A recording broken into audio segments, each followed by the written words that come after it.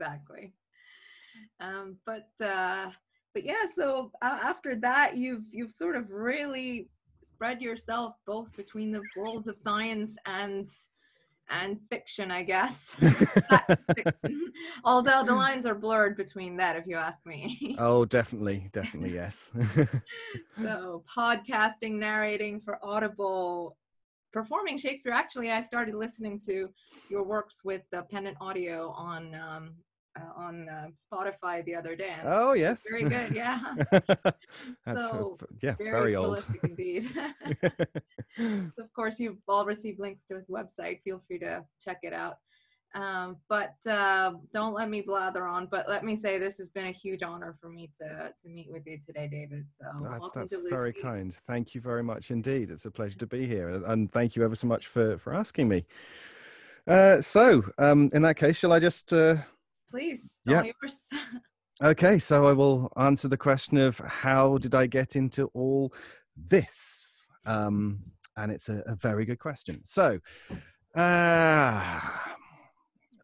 if I go back to the late 80s, when Doctor Who went off air, it was a terrible, terrible time.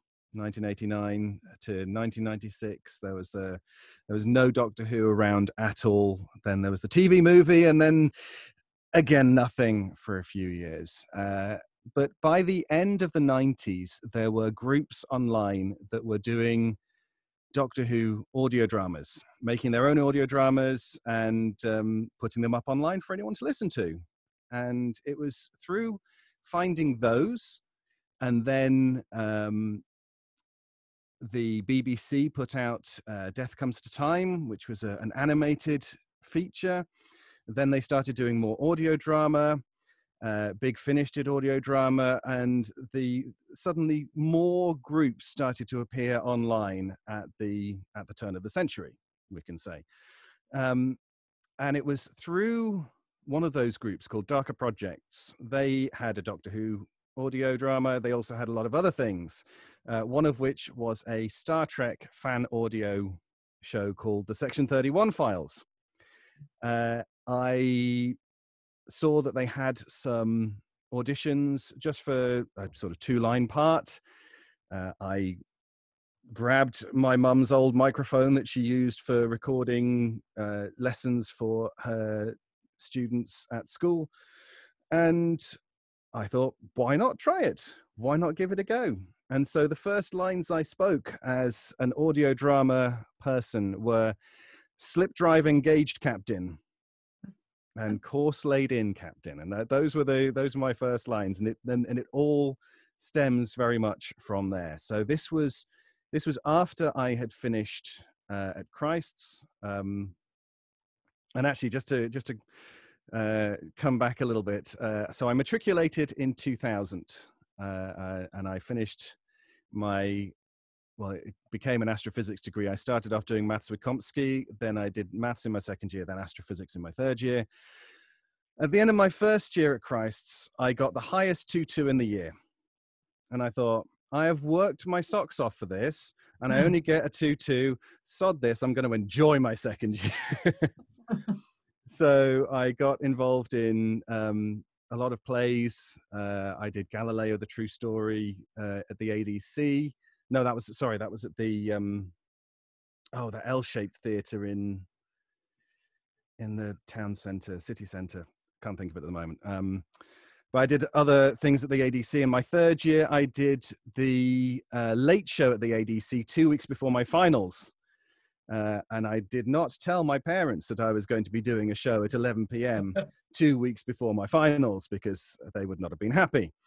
But I came out with a 2-1, so that's fine. So then, it was in end of 2004, once I had done my master's. I did that at Jodrell Bank, the University of Manchester. It was after that I got into audio drama. I already had these twin roles of acting and science, and I was wanting to go into science presentation. But before, that's right, it was then in 2006 excuse me, that I went to Birmingham Think Tank Planetarium, the science museum there, and I was a planetarium presenter. So that was an ideal way of linking the worlds of science and presentation, if you like, and acting. And so I did a few months there and then went off to drama school. My dad hit the roof. It's fair to say. But I did 2 years of drama school and lived in King's Cross. The drama school I went to was in Hoxton. So that was a nice sort of half-hour walk from King's Cross over to Hoxton every morning. While I was living in King's Cross, I was in Methodist Chaplaincy House. It was a nice place to stay. Certainly a lot more affordable than most London student rents. And I carried on with my audio drama while there. I used to record in the linen closet because there was a fully stocked linen closet, all the sheets, all the towels, and it was just perfect for my using. And the house warden got used to me asking for the key to the linen closet and thence not asking questions. But I think it was slightly strange for her. What was even stranger was some of the noises that I had to make for certain audio dramas.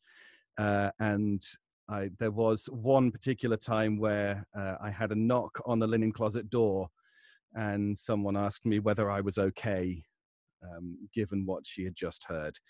So, you know, the things we do for art, I think, is probably the best way to describe it.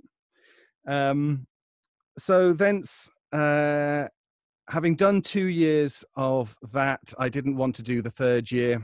And I saw that's right. So I saw a job that would be touring around theatres doing science presentation for schools. It looked like the most amazing job. 6 months of traveling, touring, doing shows, doing science presentation. I applied. I got down to the final 2, they said, and they said, we'll let you know.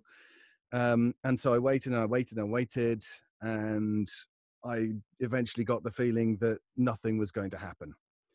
You know, I'd been waiting for that long and nothing was going to happen. So I looked around for a place to live in London, because I thought, well, if I'm going to be an actor, then I need a place to stay in London.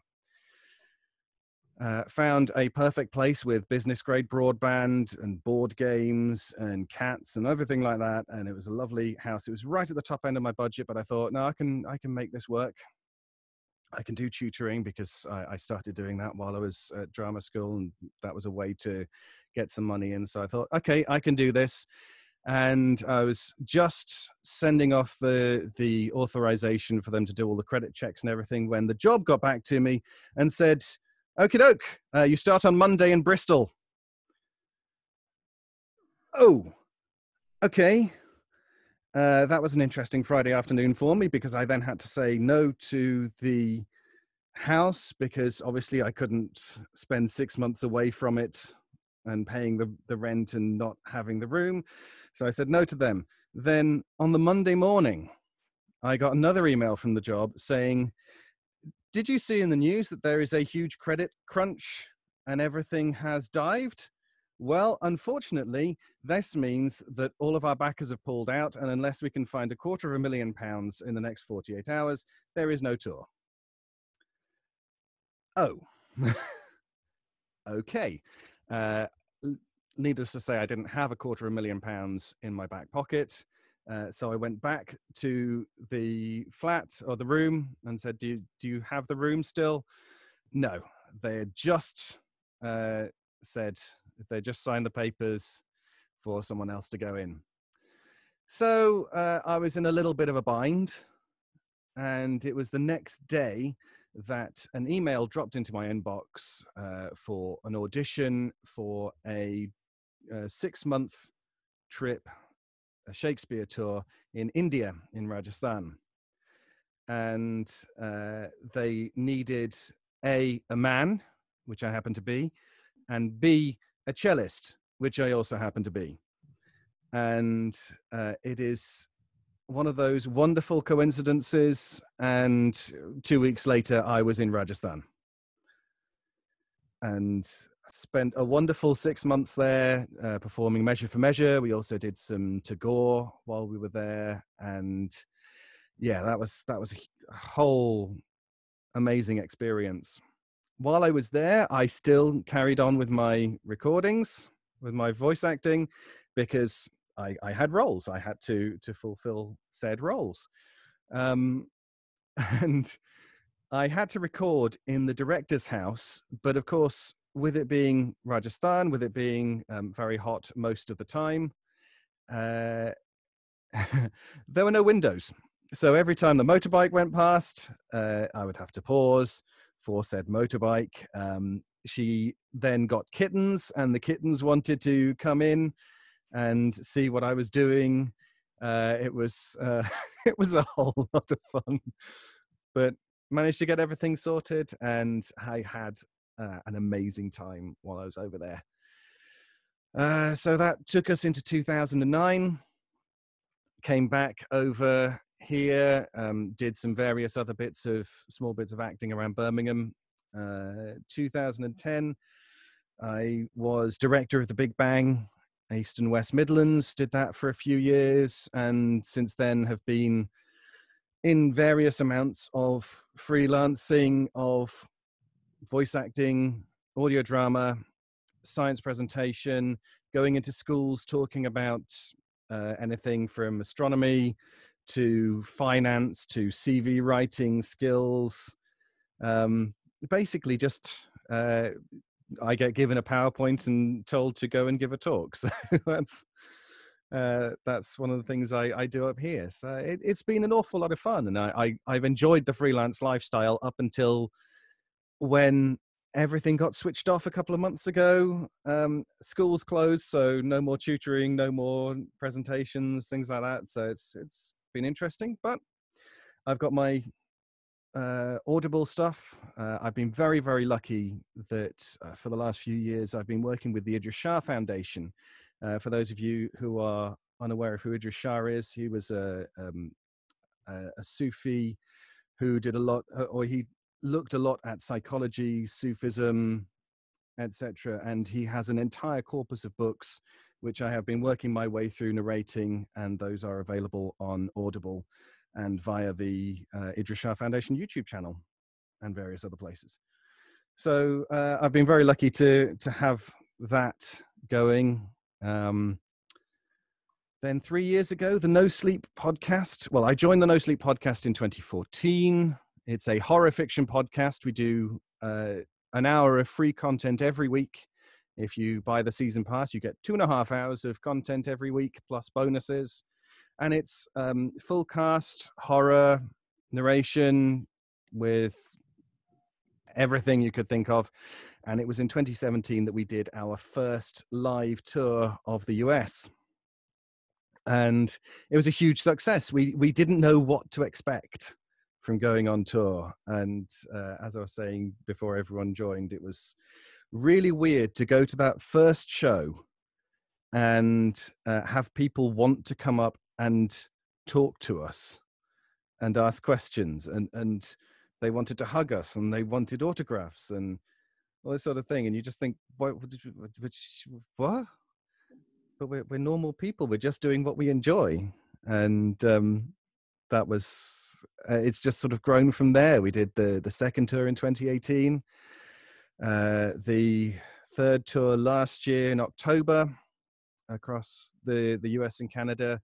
We did the UK and Europe this year in January, got back before everything started going crazy. But that has been a really amazing part of life, with a wonderful community of listeners and people and writers, etc. And in fact, I think the voice acting and the whole community it's a wonderful group of people that are creating content, and people listen to the content, they like it, they comment, they get involved, and it's just a wonderful sharing of ideas and art. And I think people who make and listen to audio drama must be some of the most lovely people out there, really. Obviously, you don't have to listen to audio drama to be lovely, but that's just from what I see. So that's sort of a potted history of what I do. Yes, I do have an MSc thesis sitting in the bowels of Jodrell Bank somewhere about gravitational lensing by low surface brightness galaxies. But, you know, that was a long time ago, and it's scary how long ago it's been. Anyway, so I'm gonna stop talking now. Does anyone have any questions that they would like to ask? You guys can feel free to unmute yourself and start chime in. I think we'll do it freestyle. We're only about 20 people, so yeah. Here. Oh, sorry. Go ahead. I'm going to mess up the audio, I think. Hi. Can you mute your? Okay. Pedro, I think you should go ahead with your question. Yeah, I was just going to ask David, I mean, do you ever miss doing research when you're not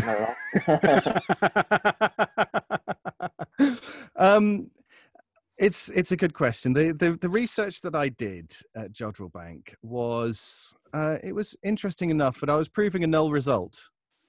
It was one of those things that everyone knows that low surface brightness galaxies don't lens, and I was there just putting some data in to show that.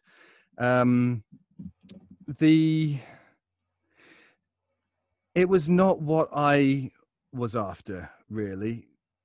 If I were to do research, and it's one thing that I did in 2010, actually, I crossed North America looking at science museums and science centers.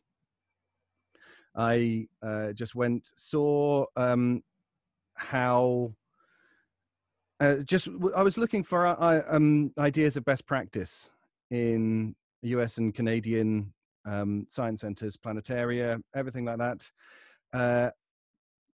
Put up a blog about it, put up my thoughts, my ideas, and a few years later, I then wrote for CAP journal, the Communicating Astronomy to the Public journal. And that was fun. If I were to do any kind of research, it would be into that. I think the best practice in science communication, but certainly not the quite dry. To be honest, it was quite dry computer simulation of galaxies. No, I know what you mean. I know exactly what you mean. It's just like it's something that I like, having gone from like doing research and stuff and having done the PhD and the postdoc and then going into science communication, I do find myself missing, not the bench necessarily, but like doing research and creating knowledge. It's always that. It's something I'm always very curious when I talk to anyone who's done scientific training and gone on to doing anything else, really. But I know exactly what you mean. Yeah, I enjoy the communication aspect and helping people understand. That's probably why I enjoy doing the private tuition, which I do on the side, which just helps. But I enjoy seeing that understanding and making maths and science a lot more accessible, because I one of the things I find as a communicator, as a tutor, is that people have these ideas that maths is difficult, or that science is difficult, or it's not for people like me. And I like just showing them how easy, how accessible it really is. But it's that mindset that I'm coming up against all the time, that I'm just trying to demystify that. And I enjoy seeing that change for people. So the research itself, not so much, but that enabling, that making accessible, that's what I enjoy. Well, thank you. No problem. Can I, if you don't mind my chiming in? Sure. So when you, did you go from your connection with Idris Shah Foundation to Audible, or was it the other way around? Like, how did you? Yes. I do have a couple of other works on Audible that have been submitted through various production companies I've worked with, but the vast majority of stuff on Audible is through the Idris Shah Foundation. Ah, I see. So I think of the 30-odd something, 30-odd publications under my name or as narrator on Audible, about 90% are Idris Shah. I see. Well, if you is it mostly based on an invitation basis from a production company that you get to narrate different books? Is that in terms of Audible in general, or the non-Idris Shah work that I've done? Well, I was in terms of Audible in general. Okay. So with Audible in general, there are a couple of ways that you can do things. It is a platform where you can upload your work in audio format. So that's the baseline. If you have audio work that is of reasonable sound quality, done by a human, because there are some people that will try and get the text readers and try and put those up there, and of course those get taken down. But if you have that, you can put it up and it will be made available for sale, for download, etc. However, there's not a lot of writers that are happy to narrate their work. And there's an awful lot of voiceover artists that would be very happy to narrate something, but they don't have something to narrate. So there is a part of Audible called ACX, the Audible Communication Exchange, or something like that, which is basically a marketplace to link up writers and voices. And there is an awful lot of chaff on there. The rates of pay don't tend to be great. There's a lot of profit sharing. So if by the off chance this strange esoteric book manages to get a few hundred downloads, then you may get a little payout, but it probably won't be enough to cover what the time you've put in, because obviously Amazon takes a big cut because you can host there for free. So they take a big cut, the writer gets a cut, the voice gets a cut, etc. So it can be a good place to start and build up your reputation, your not backlog, but you wouldn't think that I'd speak for a living. Build up your catalog, basically. But when it comes to actually getting a decent amount of money for your time, then that's, again, it's that hill that you have to climb to get there. See. Very interesting indeed. I did not know about how people got onto Audible at all, but this is very enlightening. If you are lucky enough, like I was lucky enough to link up with the Idris Shah Foundation or some other publisher, then obviously that you will get better work via a publisher. But if you're just self-publishing as an author or looking around for something to narrate, then have low expectations.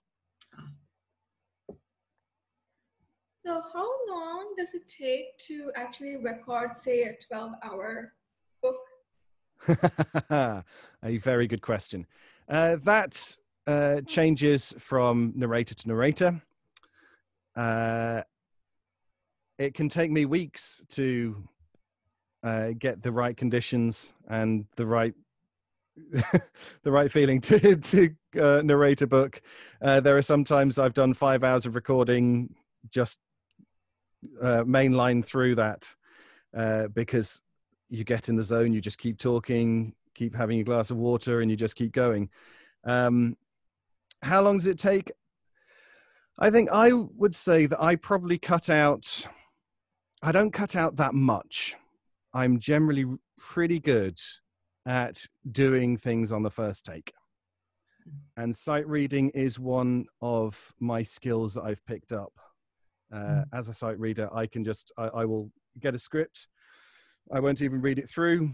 And in fact, this is one of the things I do for no sleep. Excuse me. People ask me, do you read the script beforehand? And I say, no, I don't. I will see what the writer, the précis, what the writer says about the character. But generally, writers are amazing people, and they can communicate in their writing how something should sound. And that makes my life easier because I just read the words, and there we go. One of the things I was told at drama school was that I was playing the ending. So with a monologue, I knew what was coming at the end, and so I was already bracing for that, whereas the character obviously wouldn't know until later on. So I think it was because of that I thought, I'm going to do this differently. I will just start, and I will not know what is coming at the end, so I am discovering it with the character. There are some people that don't like that approach because it's not I'm not building up the character enough, or I'm not inhabiting the character enough, or something like that. But I think it's more genuine and raw to do it that way. So yeah, that's that helps me when it comes to recording audiobooks, because I will just be there, read, etc. It's slightly less easy when it comes to e-learning, especially when it's medical e-learning. I've done quite a few of those, and suddenly I have to start working out how to say brachycardia or various other things like that. But in general, yes, it's sight reading. Sight reading works for me. So in answer to your question, for a 12-hour audiobook, I think I would probably record 14 to 15 hours. No, 13 to 14 hours. But there are other people that will record upwards of 18 hours, but because they're looking for the right take in their eyes. And then it's a similar amount to do the editing as well, because obviously you'll have to take out things like breaths, the mouth clicking that you get if your mouth is dehydrated. I've had to turn off some audiobooks because I've heard and that's just ASMR is for some people, it's not for me. Does it make a difference if you like the book or not really? I think it does, absolutely, yes, because you can hear in someone's voice whether they are enjoying it or not. Yes, absolutely. I have listened to some audiobooks and I've thought, you're not feeling this. I can tell. There's a couple that I'm editing at the moment of other people's, and I'm thinking, ooh, you're getting tired. I can hear you're getting tired. You would rather be somewhere else with a glass of wine, I can tell. So yes, it helps if you like it. But then if you're a good actor, then you should be able to work through it anyway. Yeah. Have you ever considered sort of starting your own podcast? I think Shadows of the Door is a sort of hosted thing, but have you thought of starting one yourself? Right. So if I go back through my back catalogue of podcasts, I did in 2006. Yeah, 2006. I started 2 astronomy podcasts side by side, doing night sky, what to look for in the night sky through the think tank planetarium, but also through immersive experiences, immersive theaters as it was then, doing a podcast about, well, the similar thing. That was mostly me. At the same time, I was doing the Jodcast, the Jodrell Bank Astronomy podcast, which is still going today. From January 2006, it is still going. twice a month, which is really nice, and it's been wonderful to hand that off to other people. I do the occasional cameo in the pantomime every year, because we have that's something that I started. I thought. I'm sorry, I'm just going to ramble here. So the Jodcast began in 2006, and we recorded the first episode, obviously, in December 2005. And because I was no longer doing research at the time, I thought, well, I need a bit of a gimmick to be there, because otherwise I'm being something of a cheat, a fraud. And so I figured that I would do little intro outros with a different theme each time. So we did Harry Potter, Doctor Who, obviously, Torchwood, Law and Order, all sorts of things. Even the old Prudential advert, for those people that remember the old "I want to be a tomato" advert from many, many years ago. Dear, you all look so young. It's okay, I'm only in my 30s. Don't worry. Where was I? I did that for many years, and kept it going, and they got to a point where I just thought, I can't do this anymore. But every December we would do a pantomime, the Jodcast pantomime. We did Aladdin, Charlie and the Chocolate Factory, every single pantomime that you can think of, basically. Snow White and the Seven Dwarf Planets, all sorts of things like that. And that was the gimmick, and it kept on going. But even though the intro outros are no longer going, the Jodcast panto is still a thing. So I keep my hand in that way. That's a lot of fun. So what was the question? Oh yes, have I thought of starting a podcast on my own? Have you seen the picture, the meme of the beach with all those surfers and the caption, "Starting a podcast in 2019"? It is a hugely crowded beach with surfers absolutely chock full on this wave, and yes, so there's a lot of podcasts being launched. It's really quite nice that podcasting as a medium is suddenly being launched into the big time.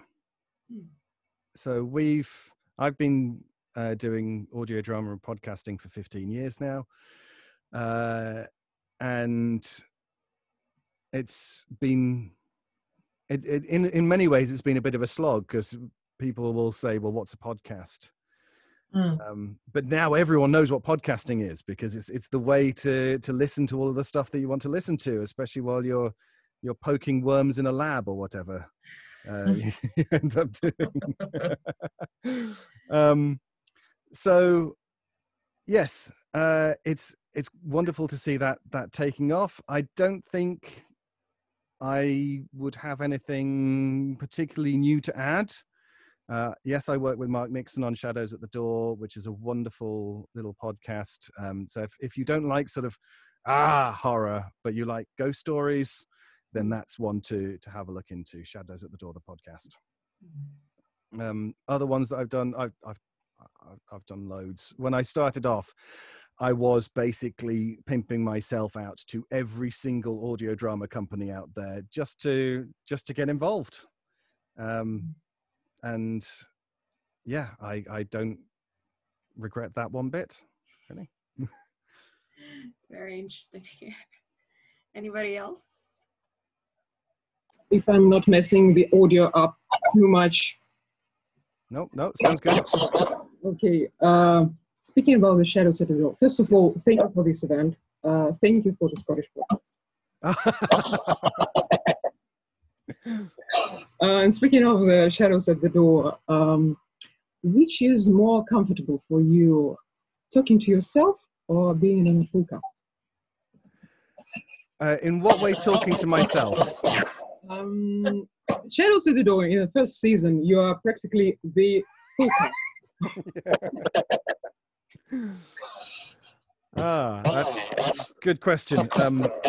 I can now hear myself, so would you mind just going back on mute? Thank you very much.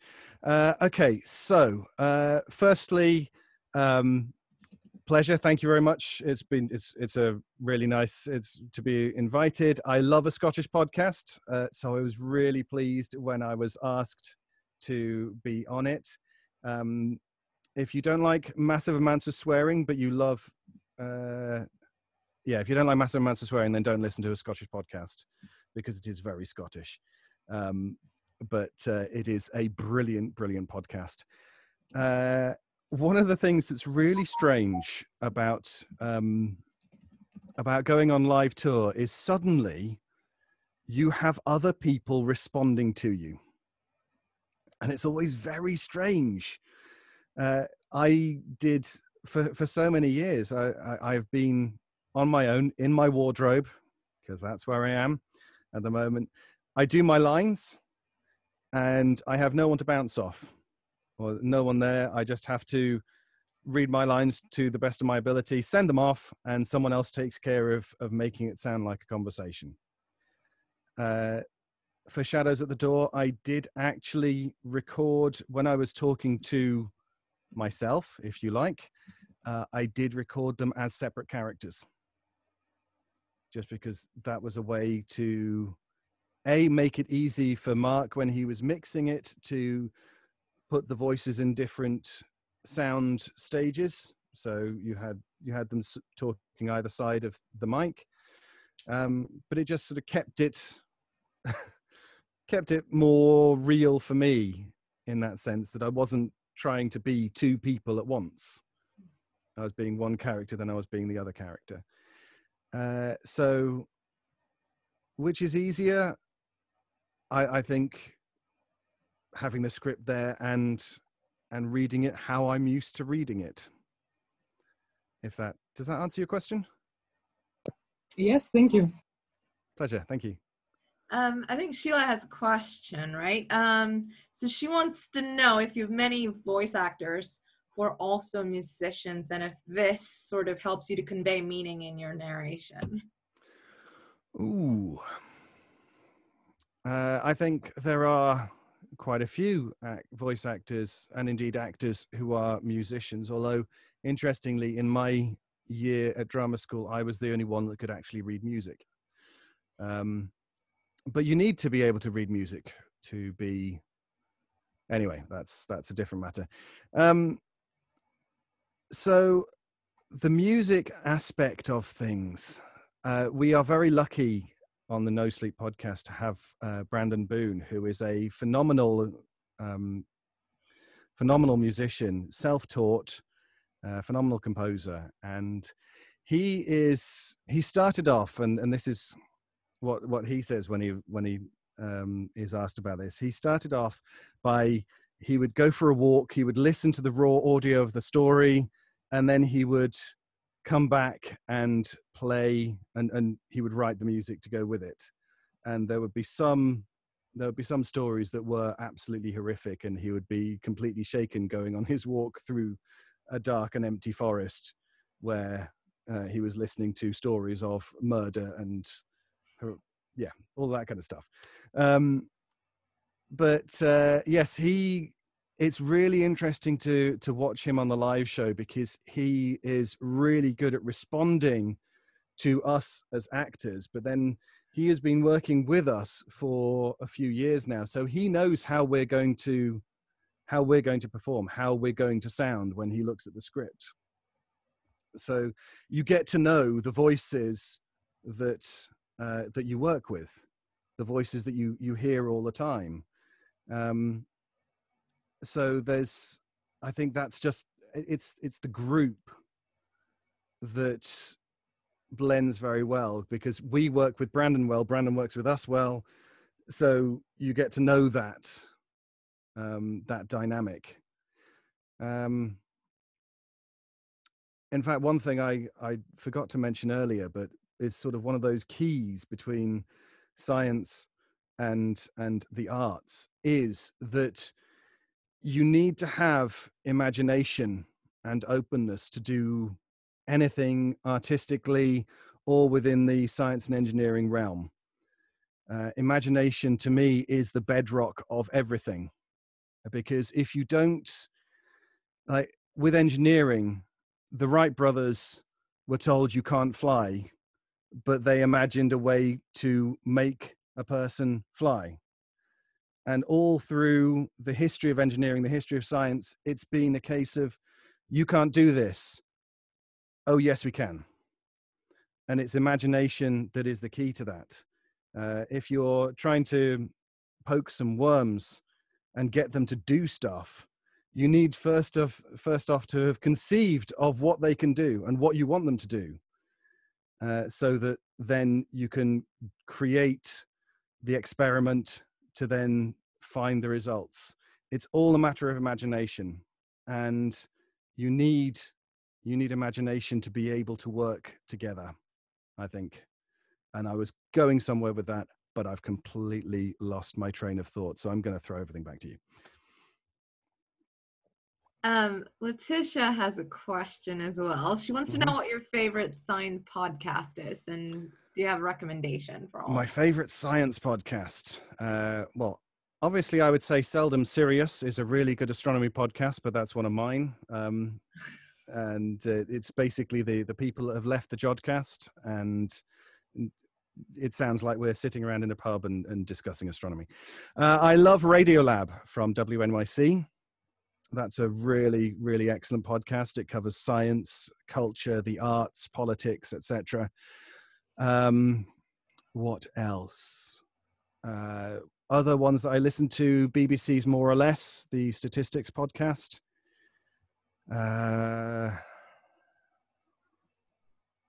Unfortunately, my iPod is currently providing me with light, so I can't just scroll through. But if you don't know of Radiolab, I would definitely say go back through the archives, because it's incredible. It's amazing. Anybody else? So what would your advice be for us as a Lucy Cavendish community? And what we're really trying to do is, I mean, we are a very sort of mixed group of people, and what we want to do is try and connect through a regular sort of podcast series. And this is something that's a very important goal, and the project's sort of being spearheaded by Christina. And it's something that we've been, I mean, it's sort of up there. But we'd really like to bring our community together. And I mean, do you have any sort of general advice for us? Like, is there, like, how would we, think about communicating what we want to our community? And I mean, it's a very random question, but anything, we'll take anything. Okay. Right. So, starting a podcast, my first and most important message is just do it. Just absolutely get out there and do it. Microphones, good microphones, you can get online for 30, 40 quid now. It used to be 20 years ago that you would have to go to a studio to get the kind of sound that you can get now from a relatively inexpensive microphone. One of my first ones, in fact, it was a birthday present while I was in India, was a Zoom Handy H2, which is a brilliant little microphone, and I can't see it at the moment, but it basically is about so high, has a little stand, and has two microphones at the front, two microphones at the back. And that means that you can either record one person like that or two people. That is really useful for doing interviews. And you can just sit it down there on the table and have your interview, have your conversation. There are, in terms of how the podcast should sound, again, there is a lot of software out there, a lot of it for free, that will do your basic editing, noise cancelling, auto leveling, putting cat's tails in your face should you need that. But there's plenty of software out there that you can learn very easily to cut everything down, master it, and get it listenable. Plenty of free music out there as well. And it's just a matter of creating it. Or if you've got musicians that want to create something, then that is a way of linking people in. I can't tell you what to do regarding length. For some people, shorter is better, the 10 to 20 minutes. Or if you want more in-depth interviews, or a more, what's the word? A show which has a lot of different things in. I can't think of the word, but one of those, like the One Show or something like that. If you want that, then you can get probably more regular sort of hour, 45 minutes to an hour out of it, hour and a half. It is up to you, basically. But one of the key things about podcasts is making sure that they're regular. And I would also say, do not release anything until you have 4 or 5 in the bag. Because life happens. And things will come up, and if you lose that regularity, then yeah, that is a problem.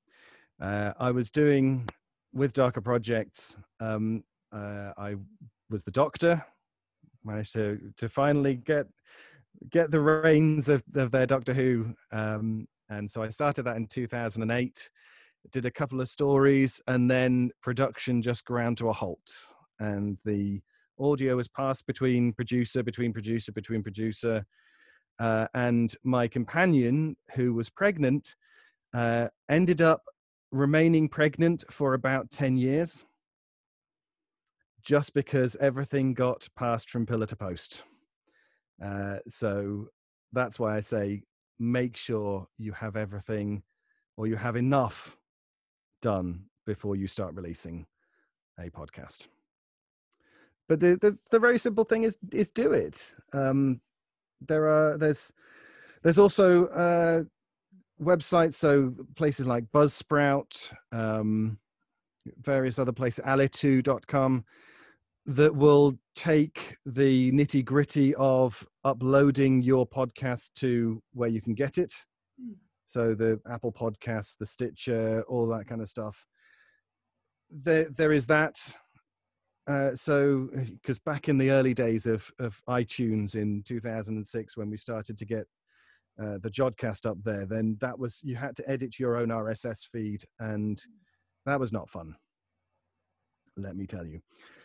So it's an awful lot simpler now, but it is just a question of do it, have the confidence to try, listen to the audience, see what people want, see what people listen to. And have fun with it. Don't turn it into a chore. Have fun. Enjoy it. Yeah. Cool. That's very helpful advice. I really hope we can maybe try and launch something like that when we get out of lockdown. Well, we are able to, if you have people with microphones at home. I've just done a series of things for another podcast where I've been in conversation with different people around the world, and there I record one side, they record their side. At the beginning, you have a countdown and a click, so that the person editing can see that click on the waveform, so you can easily match up what's going on. So you don't need to do it post-lockdown. Do it now. You can do it now. There we go. Yeah. If we can have PMQs with 600 of them phoning in from home, then I'm sure you can probably manage it from Lucy Cav. I think we can. Well, thank you very much indeed. Do we have any other questions? If you have me. Yeah, go ahead. Hello. Hello, yes. With another question. You have a unique style of expressing the emotions with your voice. And do you happen to have a particular emotion that comes the easiest to you, like in either love or something? Ooh, I've been told that I do dry comedy very well. So yes, a particular emotion, dry. I think I like dry. The characters that I tend to get, because typecasting happens even in the world of audio. The Byron Chronicles is a podcast that's been going since 2005, and that I'm playing a sarcastic, dry immortal. And because I've done a lot of work with American companies, because it was America that was spearheading a lot of the stuff in the early 2000s, I got to play British characters. And of course, for Americans, and no offense to any Americans on the call, Americans like their British people to be villains, or to be classy, or to be people with agendas that must be distrusted. And I think that basically sums up the type that I've been cast in. It's yeah, quite simply. On the No Sleep podcast, I tend to get a lot of grieving parents, grieving people, or possessed and mad. I really enjoy mad. It was on the live show a couple of years ago, and I got to play someone that was fighting a demon and holding a bunch of people in a VHS rental store up, and that was an awful lot of fun, going absolutely crazy and chewing the scenery. So yes, does that answer your question? Yeah. Well, in Dark Dice, you do this dry, sarcastic. I've seen worse. Yes. In fact, in that case, I will not say any more about any secret projects that might be Dark Dice related. But it's wonderful that you listened to it. That was, in fact, my first time. In fact, you probably know this, but it was my first time playing D&D. It was terrifying, but a lot of fun. Excellent. That's absolutely brilliant. Thank you.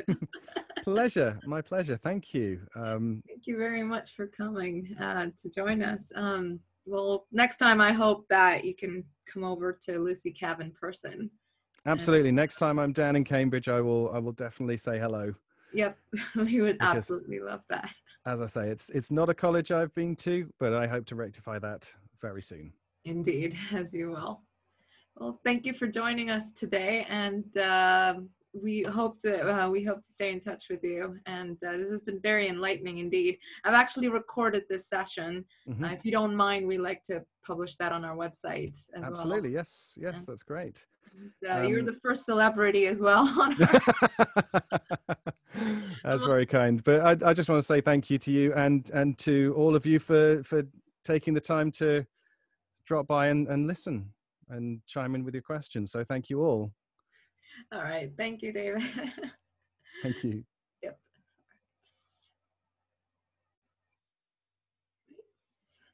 Is this where you stop recording? Ah.